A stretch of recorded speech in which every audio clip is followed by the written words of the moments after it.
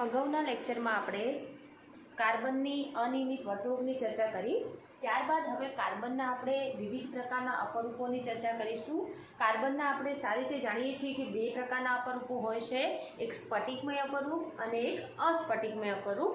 સ્ફટિકમય અપરૂપમાં hero, graphite અને ફ્લુરીન હોય છે. અસ્ફટિકમય અપરૂપમાં કાર્બન બ્લેક છે, કોક છે, કોલસો છે વગેરે રહેલા હોય છે. તો પહેલું છે સ્ફટિકમય અપરૂપ. હવે ફિગર મેં ડ્રો કરવાનો પ્રયત્ન કર્યો છે, જો કે ક્યાંય આકૃતિ પૂછાતી નથી, પણ છતાં પણ મેં પ્રયત્ન કર્યો છે કારણ કે ફિગરના થ્રુ આપણને લખાણ જે છે એની આપણને સારી રીતે માહિતી મળે. તો ફિગર થોડી કોમેડી ડ્રો કરી છે, તો હસવું હોય તો હસી લેજો. હવે આપણે આપણા પોઈન્ટ તરફ આવીએ કે પહેલો પોઈન્ટ છે હીરો. હીરામાં આપણે જોઈએ તો પ્રત્યેક કાર્બન, આ કાર્બન જે છે એ કાર્બન તમે દેખો, પહેલો જ કાર્બન એ આ કાર્બન સાથે જોડાયેલો છે, અહીંયા પણ કાર્બન છે અને અહીંયા કાર્બન છે. વ્યક્તિગત કાર્બન બીજા 4 કાર્બનથી ઘેરાયેલો છે, 1 2 3 અને આ 4. ઓકે, તો વ્યક્તિગત કાર્બન બીજા 4 કાર્બનથી ઘેરાયેલો હોય મતલબ પ્રત્યેક કાર્બને એક બંધ બનાવ્યો છે. એક કાર્બન અહીંયા કાર્બન સાથે બંધ બનાવ્યો છે, અહીંયા કાર્બન સાથે બંધ બનાવ્યો છે, એક કાર્બન સાથે ઉપરની તરફ હશે ને એક કાર્બનની સાથે આ બાજુ હશે, એટલે એક ફલક જેવી રચના થશે. અને એ જ રચના જેમાં પ્રત્યેક વ્યક્તિગત કાર્બન જો એકલ બંધથી જોડાયેલો હોય તો તમે સારી રીતે જાણો છો કે કાર્બનની ચતુઃસંયોજકતા પૂર્ણ થતી હોય અને એ પણ એકલ બંધથી થતી હોય તો એમાં સંકરણ જે છે એ સંકરણ થશે sp3 પ્રકારનું. પહેલો પોઈન્ટ ક્લિયર. બીજું એનું બંધારણ. ભલે હીરામાં ત્રિપરમાણુય બંધારણ છે, આપણી બુકમાં તમે જોઈ શકો છો કે આ હીરાનું ત્રિપરમાણુય બંધારણ છે, જેમાં આ કાર્બન છે, દેખો આ કાર્બન, એક આ કાર્બન સાથે, બીજા કાર્બન સાથે, ત્રીજા કાર્બન સાથે ને ચોથા કાર્બન, એમ સમચતુષ્ફલકીય આકારે ગોઠવાયો છે, જેમાં એક કાર્બન પરમાણુ અહીંયા હશે, એક અહીંયા હશે, એક તમારી આગળની તરફ હશે ને એક ઉપરની તરફ. એટલે જે આગળ અથવા પાછળની તરફનો કાર્બન હોય દેખાય નહીં, એટલે બંધારણ આ રીતે દોરતા હોય છે. તો જે આ આપણા હીરો છે એ હીરાનું બંધારણ જે છે એ સમચતુષ્ફલકીય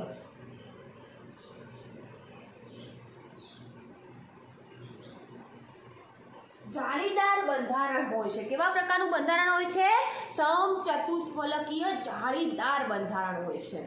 જેમાં આપણે વાત કરી કે પ્રત્યેક કાર્બન પરમાણુ બીજા 4 કાર્બન પરમાણુ સાથે ઘેરાયેલા હોય છે. એમાં નવી એક રચનાઓ સતત બનતી જાય છે અને અહીંયા અમુક દેખો તમને ઝૂલતા કાર્બને દેખવા મળશે, મુક્ત કાર્બને દેખવા મળશે અમુક જગ્યાએ આ ગયા.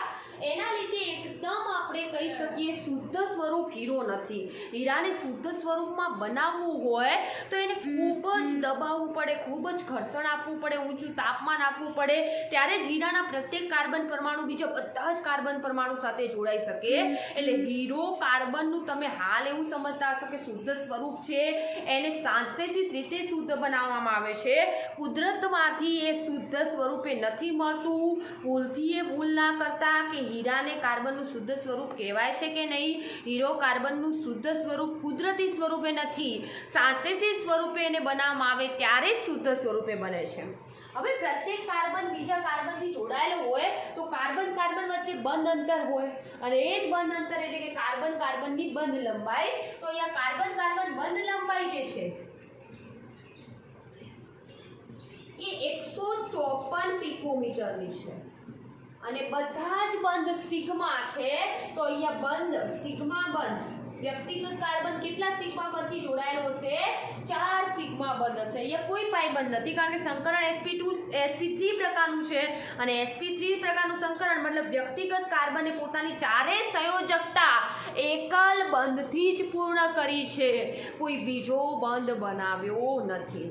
અને હીરો જે છે એ સૌથી સખત, યાદ રાખજો, પોઈન્ટને નોટ કરજો, સૌથી સખત અધાતુ તત્વ છે.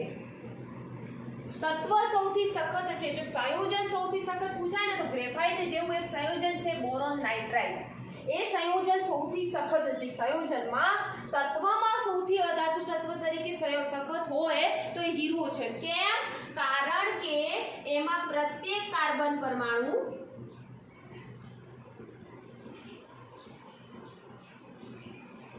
સહસંયોજક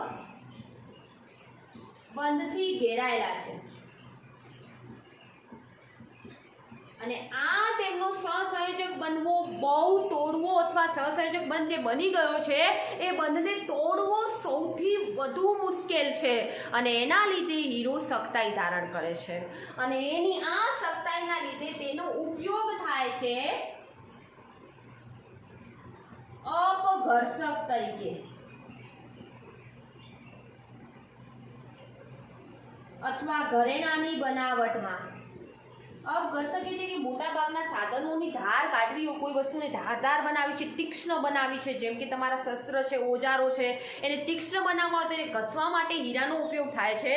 ત્યારબાદ ઘરેણામાં આપણે ડાયમંડ રિંગ જોઈએ છીએ, ઘરેણા વિવિધ પ્રકારના ઘરેણાઓ હોય છે, એમાં પણ હીરો રહેલો હોય છે। અને એ સિવાય આપણે બલ્બ, સાદો બલ્બ, ગોળો જેને કહીએ છીએ, એ ગોળામાં એક આ રીતે ટંગસ્ટનનો તાર લગાવેલો છે, તો એ તારને પતળો બનાવવા માટે પણ કોણ જવાબદાર છે? આપણો હીરો છે। તો બલ્બના ટંગસ્ટન તાર બનાવવા પણ હીરો અગત્યનો ભાગ ભજવે છે। તો અહીંયા હીરાને લગતું એકદમ પોઈન્ટ ક્લિયર થઈ ગયો કે તે સ્ફટિકમય જાળીદાર જેવી રચના ધરાવે છે, જેમાં એક કાર્બન પરમાણુ બીજા 4 કાર્બન પરમાણુથી ભેગા થઈને પોતાની સંયોજકતા, ચતુઃસંયોજકતા પૂર્ણ કરે છે અને આ ચતુઃસંયોજકતાના લીધે તેમાં sp3 પ્રકારનું સંકરણ થાય છે। એનું બંધારણ કેવું હોય છે? સમચતુષ્ફલકીય, જેમાં એક કાર્બન પરમાણુ મધ્યમાં હોય છે, એક કાર્બન પરમાણુ ઉપરની તરફ, એક કાર્બન પરમાણુ અહીંયા, એક કાર્બન પરમાણુ અહીંયા અને એક કાર્બન પરમાણુ આ રીતે સમતલની આગળ અથવા તો સમતલની પાછળની તરફ હોય છે।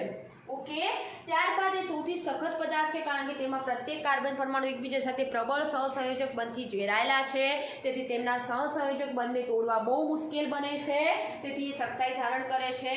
પ્રતિ કાર્બન કાર્બન વચ્ચેનું જે બંધ અંતર છે એ છે 154 પિકોમીટરનું। ત્યારબાદ છે ગ્રેફાઇટ। ગ્રેફાઇટમાં તમે જોતા હશો તો અહીંયા અષ્ટફલકીય એક સમતલમાં સ્તર હશે, એના નીચે બીજું સ્તર હશે, એના નીચે ત્રીજું સ્તર હશે। બુકમાં તમે જોવો બહુ સારી રીતે સમજાશે। આ રહ્યું, દેખો, આ એક સ્તર સમતલમાં છે, આ બીજું સ્તર, આ ત્રીજું સ્તર। પહેલું સ્તર છે એમાં વ્યક્તિગત કાર્બન બીજા 3 કાર્બનથી ઘેરાયેલા છે। દેખો, આ કાર્બન છે બેટા, આ કાર્બન સાથે જોડાયેલો છે, આ કાર્બન અહીંયા જોડાયેલો છે અને આ કાર્બન અહીંયા છે। ઓકે, આ રીતે બધા છે। પણ હવે કાર્બનની તો ચતુઃસંયોજકતા છે, 3 જ બંધ સિગ્મા પ્રકારના બનાવ્યા અને સંકરણમાં સિગ્મા બંધ જ ભાગ ભજવે છે, પાઈ બંધ નથી ભજવતા બેટા। ચોથા ચેપ્ટરમાં આપણે ભણી ગયા તો અહીંયા એક કાર્બન બીજા 3 પરમાણુથી ઘેરાયેલો છે। ચોથો ઇલેક્ટ્રોન આ રીતે દેખો અહીંયા વિસ્થાનીકૃત પામે છે, અહીંયા એક સ્તરમાંથી બીજા સ્તરમાં આવે છે, આ રહ્યો। આ ચોથો ઇલેક્ટ્રોન પહેલા સ્તરમાંથી બીજા સ્તરમાં, બીજા સ્તરમાંથી ત્રીજા સ્તરમાં વિસ્થાનીકૃત પામે અને જો ઇલેક્ટ્રોન આ રીતે મુક્ત હલનચલન કરતો હોય ને તો એ પદાર્થ વિદ્યુત અથવા તો ઉષ્માનો કેવો હોય? સુવાહક હોય। એના લીધે ગ્રેફાઇટ એક એવું અવપરું છે જેમાં ઇલેક્ટ્રોન વિસ્થાનીકૃત પામતો હોવાથી વિદ્યુતનો સુવાહક છે। ચલો એના બંધારણની વાત કરીએ તો દેખો બેટા કેવું બંધારણ ધરાવે છે। તો આ જે બંધારણ તમને ષટકોણ જેવું દેખાય છે, દેખો 6 ખૂણા, 1 ખૂણો, 2, 3, 4, 5 અને 6 ષટકોણીય સ્તરીય બંધારણ ધરાવે છે। ષટકોણ તો છે પણ એક ષટકોણ બીજા ષટકોણ વાળા સ્તરોથી ઘેરાયેલું છે। દેખો, આ સ્તરો સાથે ઘેરાયેલું છે, સતત સ્તર છે। હવે ચોથો ઇલેક્ટ્રોન લાંબા સ્તરમાં ગોઠવાયેલો છે, જ્યારે અહીંયા કાર્બન કાર્બન વચ્ચેનું તમે દેખો બેટા બંધ અંતર એકદમ ઓછું છે। તો આ કાર્બન કાર્બન બંધ અંતર કેટલું છે? 141.5 પિકોમીટર। મતલબ અહીંયા હું લખું છું બંધ લંબાઈ, સિગ્મા બંધની બંધ લંબાઈ, વ્યક્તિગત કાર્બન સિગ્મા બંધ કેટલા ધરાવશે? 1, 2 અને 3। પેલા તો સિગ્મા બંધ 3 છે, બંધ લંબાઈ છે 141.5 પિકોમીટર। ઓકે, જ્યારે આ જે વિસ્થાનીકૃત ઇલેક્ટ્રોન ધરાવે છે, ચોથો કાર્બન એક છે, એ બીજા કાર્બન સાથે કયો બંધ રચે છે? આ કાર્બન સાથે પાઈ બંધ રચે છે। દેખો, આ રહ્યું, આ જે સ્તર જેવું દેખાય છે, આ પટ્ટાઓ દેખાય છે, એ પટ્ટો એ પાઈ બંધ છે। તો પાઈ બંધ વ્યક્તિગત કાર્બન કેટલા ધરાવશે? 1 ધરાવશે અને એનું બંધ અંતરનું મૂલ્ય છે 340 પિકોમીટર। આ જે સ્તર થોડું મોટું થઈ ગયું, દેખો। ઓકે, ક્લિયર છે આટલા સુધી? ત્યારબાદ કરીએ કે જે ગ્રેફાઇટ છે એ ગ્રેફાઇટ જેવું બંધારણ કોણ ધરાવે છે? બોરોન નાઇટ્રાઇડ ધરાવે છે. તો BN નું બંધારણ આ બુકમાં નથી બેટા, અથવા તો મટીરિયલમાં તો મેં કાર્બનના કોઈ પણ અપરૂપ નથી લખ્યા, એટલે આ તમે આનો સ્ક્રીનશોટ લઈ લેજો. એટલે જ મેં આ રીતે બનાવ્યું છે. ઓફકોર્સ તમને ફિગર નહીં ગમે, ફિગર મને ડ્રો ઓછી કરતા ભાવે, પણ અહીંયા મારે થિયરીનો પોઈન્ટ એકદમ ક્લિયર તમને કરાવી દઈશ એવો મને પૂરો પ્રયત્ન છે મારો, અને પૂરો વિશ્વાસ છે કે તમને થિયરી સારી સમજાશે. BN નું બંધારણ ગ્રેફાઇટ જેવું જ સ્તરીય હોય છે.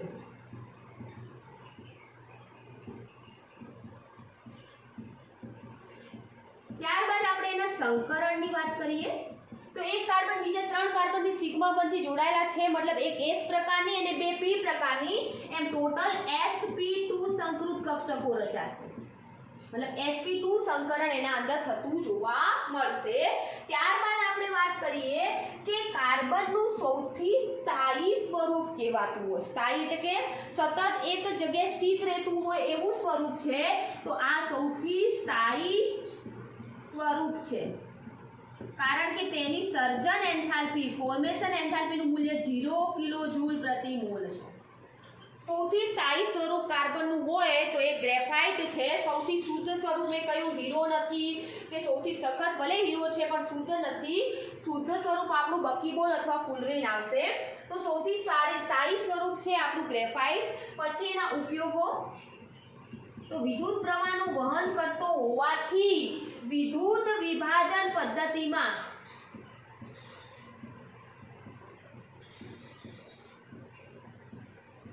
વિદ્યુત ધ્રુવ તરીકે વર્તે છે. યાદ કરો બેટા, આપણે આગળ અગાઉ ચર્ચા કરી NaOH માંથી આપણે NaCl માંથી NaOH ની બનાવટમાં કરી હતી કે એનોડ, કાર્બનનો એનોડ એટલે કે ગ્રેફાઇટનો એનોડ હતો અને મર્ક્યુરીનો કેથોડ હતો એ પણ. તો અહીંયા ત્યાં એનોડ એટલે કે વિદ્યુત ધ્રુવ તરીકે વર્તે છે. ત્યારબાદ આપણે વાત કરી કે આના જે સ્તરો છે એ ઝૂલતા છે. ઝૂલતા સ્તરો એટલે કે સ્તર એક જગ્યાએથી બીજી જગ્યાએ ખસી શકે છે, અને સ્તરોના ખસવાના લીધે એક પ્રકારનું ઘર્ષણ ઉત્પન્ન થાય અને એના અંદરથી ઉષ્મા ઉત્પન્ન થાય. સ્તર ખસે એટલે ઘસારો. હવે આપણે આપણો હાથ આમ ઘસતા હોઈએ બેટા તો તમે દેખશો તમને એવું ગરમી જેવું ફીલ થશે, કારણ કે આપણા અંદરથી પણ ઉષ્મા ઉત્પન્ન થાય. તો આ પણ સ્તરીય બંધારણ ધરાવે છે. આ સ્તર સતત ખસતા રહે અને ખસતા રહેતા હોવાથી ઉષ્મા ઉત્પન્ન થાય, અને ઉષ્મા ઉત્પન્ન થાય એટલે ઊંજણ એટલે કે ગરમી આપતું એક બળતણ તરીકે વપરાય છે. તો વાહનો જેમાં ઓઇલનો ઊંજણ તરીકે ઉપયોગ ના થતો હોય ત્યાં ગ્રેફાઇટ ઊંજણ તરીકે વર્તે છે.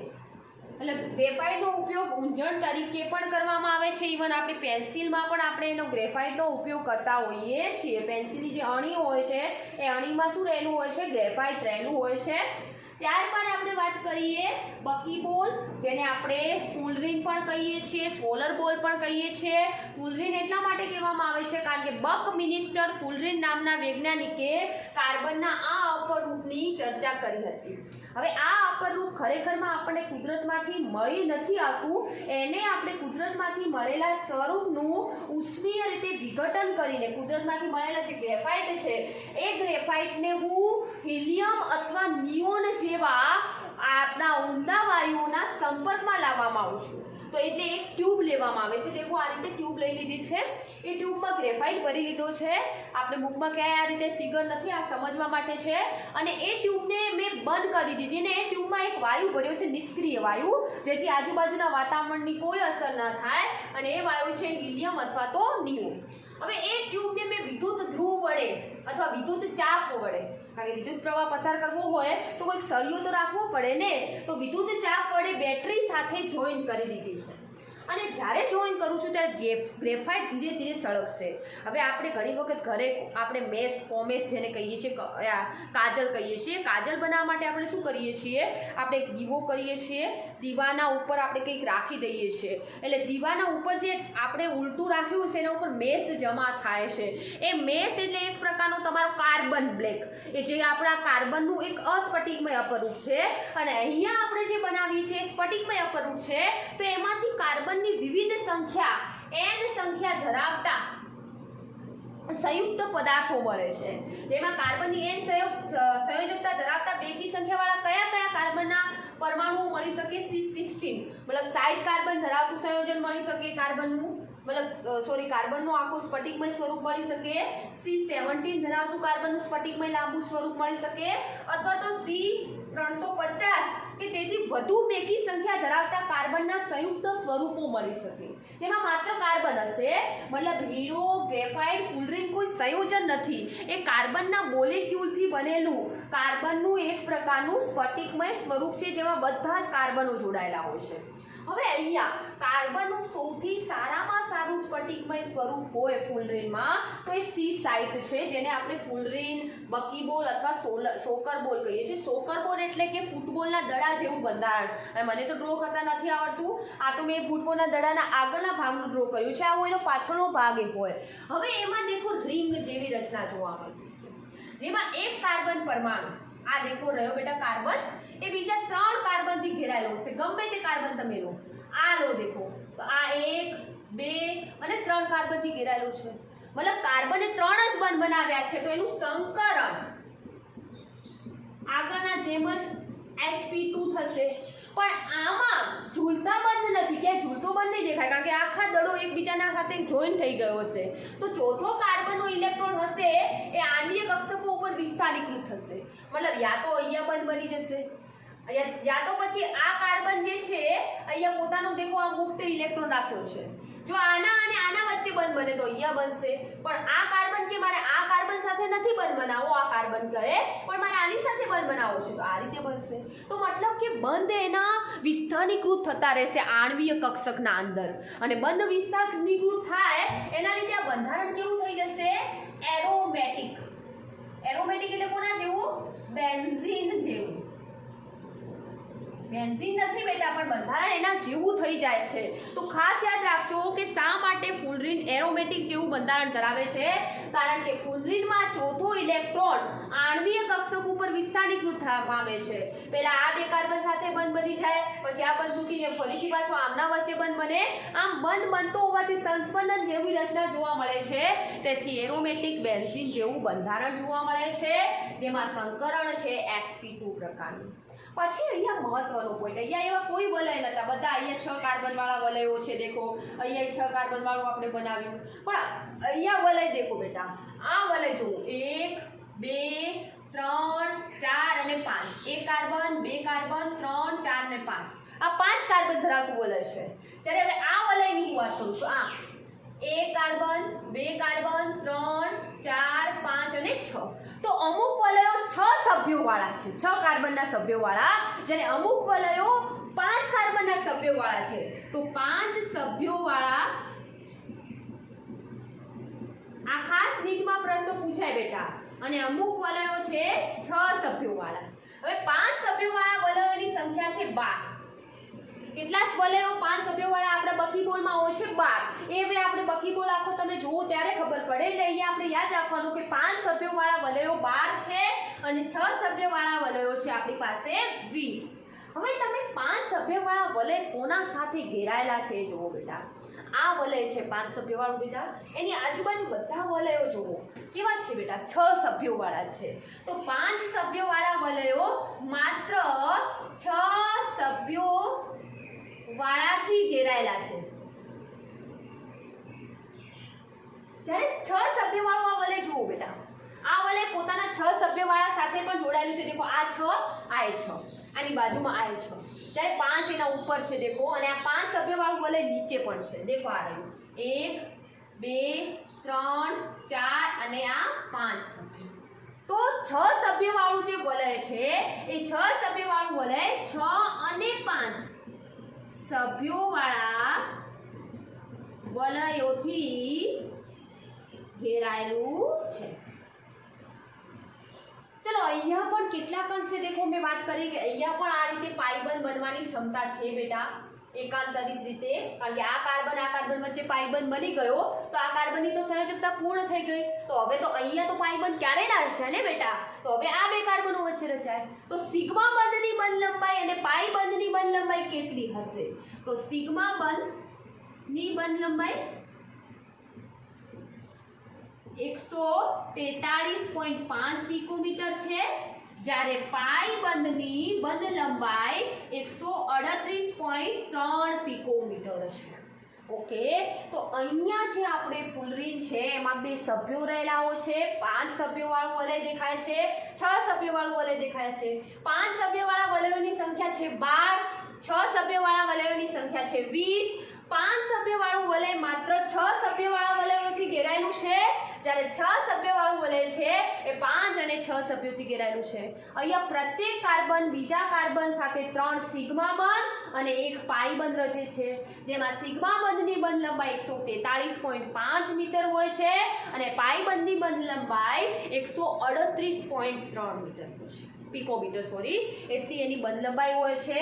બકીબોલ કઈ રીતે બનાવવામાં આવે છે? તો ગ્રેફાઇટને ઊંચા તાપમાને હિલિયમ અથવા તો નિયોન યુક્ત નળીમાં ભરવામાં આવે અને એને બેટરી વડે વિદ્યુત ચાપ સાથે જોડીને ગરમ કરતા કાર્બન 60, કાર્બન 70 કે કાર્બન 350 ધરાવતા સંયુક્ત પદાર્થ મળે છે, જેમાં સૌથી વધુ પ્રમાણ કાર્બન 60 નું હોય છે, મધ્યમ પ્રમાણ કાર્બન 70 નું હોય છે અને અતિ અલ્પ પ્રમાણ કાર્બન 350। આ 60, 70, 350 શું છે? કોઈ નંબર આપેલો છે? ના બેટા, 60 કાર્બન ધરાવતું, 70 કાર્બન ધરાવતું અને 350 કાર્બન ધરાવતું।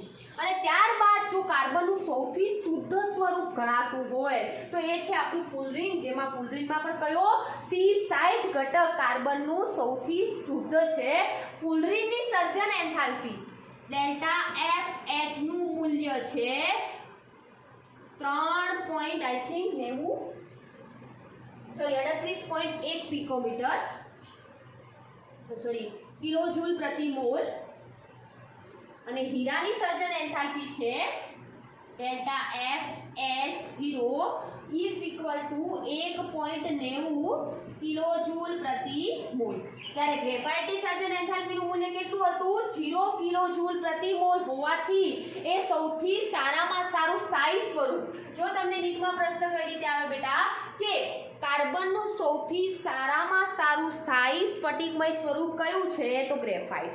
ગ્રેફાઇટનું બંધારણ કોના સાથે મળતું આવે છે? તો ગ્રેફાઇટનું બંધારણ બોરોન નાઇટ્રાઇડ સાથે મળતું આવે છે। ગ્રેફાઇટમાં કયા પ્રકારનું સંકરણ થાય છે? તો ગ્રેફાઇટમાં sp2 પ્રકારનું સંકરણ થાય છે। ગ્રેફાઇટ શા માટે વિદ્યુતનો સુવાહક છે? કારણ કે તેમાં કેવા પ્રકારના બંધો આવેલા છે? ઝૂલતા બંધો અથવા સ્તરીય બંધોના લીધે ઇલેક્ટ્રોન એક સ્તરમાંથી બીજા સ્તરમાં વિસ્થાનીકૃત પામતો હોવાથી તે વિદ્યુત પ્રવાહનું વહન કરી શકે છે। ગ્રેફાઇટના સ્તરો આ રીતે ખસી શકતા હોવાથી એમાં ઉષ્મા ઉત્પન્ન થતી હોવાથી તેનો ઉપયોગ જે વાહનોમાં ઊંજણ તરીકે આપણે ઓઇલનો ઉપયોગ નથી કરતા ત્યાં આપણે ગ્રેફાઇટનો ઉપયોગ કરી શકીએ છીએ। જેમ કે પહેલા રેલગાડીમાં પણ ગ્રેફાઇટનો ઉપયોગ, કોલસાનો ઉપયોગ આપણે એટલા માટે જ કરતા હતા। ગ્રેફાઇટનું જ એક અસ્ફટિકમય અપરૂપ છે કોલસો, કે ગ્રેફાઇટને થોડો સળગાવીએ તો એમાંથી અપૂરતું દહન ગ્રેફાઇટનું થાય તો એમાંથી કોલસો જ મળે છે।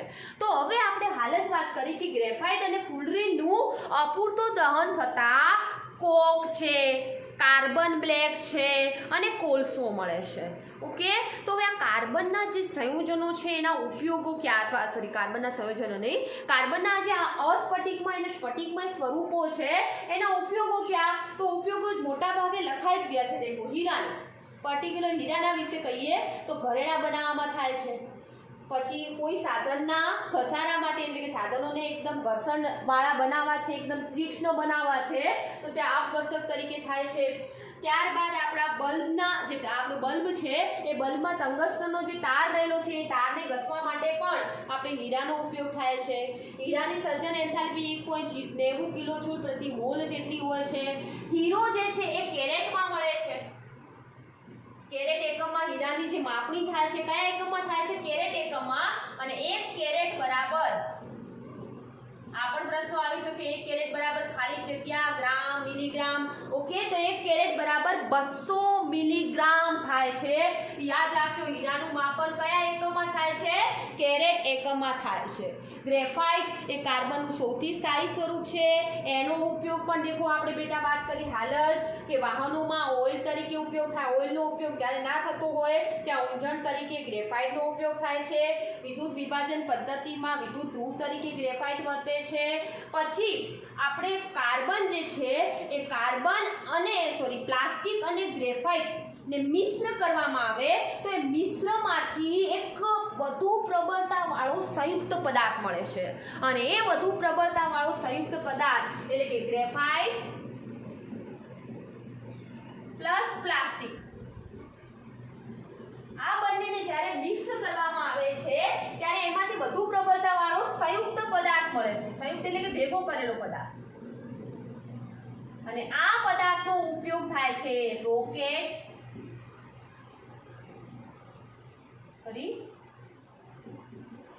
રેકેટ ના દંડા બનાવવા, હોડીની બનાવટમાં, માછલી જે આપણે માછલી પકડીએ છીએ માછલી પકડવાની જે જાળ હોય છે એ જાળના દંડા બનાવવા માટે,